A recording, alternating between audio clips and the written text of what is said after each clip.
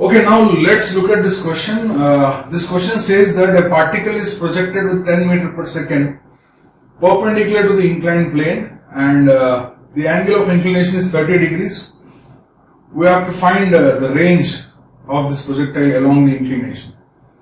So this problem can be solved in two ways. One is considering x and y, which is this one, x and y, or the other is x and y along the inclination. So we do this making x and y along the inclination. If you do that, you have to make the components of the acceleration. Let's do that.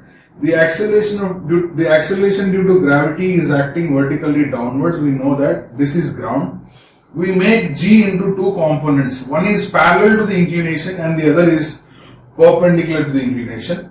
So this is perpendicular to the inclination and this is parallel to the inclination. So this angle is 30, hence this angle is 30 degrees. So this becomes g cos 30 degrees and this is g sin 30 degrees. So g sin 30 degrees is the acceleration along the inclination, g cos 30 perpendicular to the inclination. We know cos 30 is root 3 by 2, so we can write this as g root 3 by 2, and sin 30 is half, so this becomes g by 2. So we make this x and y according to us. So now I will draw the diagram. C. A particle is projected vertically upwards, and this was the path of the projectile. This was range.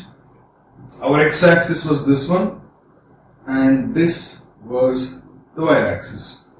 So it is projected with 10 meter per second, making an angle 90 degrees with vertical. But the acceleration is not g vertically downwards. We've made the components. Look at this one. G cos theta is perpendicular to the inclination. So this is downwards for this case and this is g root 3 by 2. So here we have g root 3 upon 2 acting vertically downwards in this case, and towards right we have g by 2. So the acceleration components are dead. Now let's solve this problem.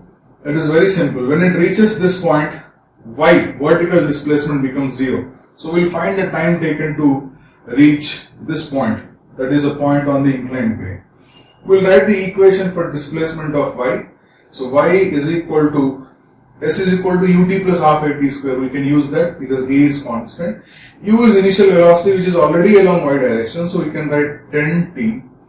And this is g root 3 by 2 acting vertically downwards. So when you consider up as positive, down is considered as negative. Minus half g root 3 upon 2 into t square. So when it reaches, see here y is 0 and also here y is 0, we put y 0 to find t. So when you put y 0, you have 10t minus g root 3 upon 4 t square. Now look at this equation.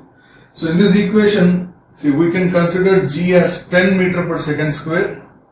So if you do that, this is 0 for two values of t. One is t equal to 0, which is beginning of the motion, and the other value of that is, so 10t is equal to g root 3 by 4 t square, then t square becomes, or t becomes, so we can write this as g root 3 upon 4t is equal to 10, so 10 and g gets cancelled.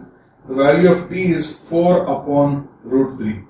So it reaches the inclined plane after time 4 upon root 3 seconds. Now in that we have to find out the range of the projectile. So range is the horizontal distance travelled. Initial velocity along horizontal is 0. We can see that. So when you apply s is equal to ut plus half at square, u is 0 in that. So simply half at square. So half, and what is the acceleration along the horizontal? G by 2. So we can write g by 2 into t square. So t is 4 upon root 3. When you square that, it becomes 16 upon 3. So substituting g as 10, so this is 10 into 16 upon 4 into 3. So 4 4 16. So this is simply 40 by 3 meters. So what is the range along the inclination? 40 by 3 meters.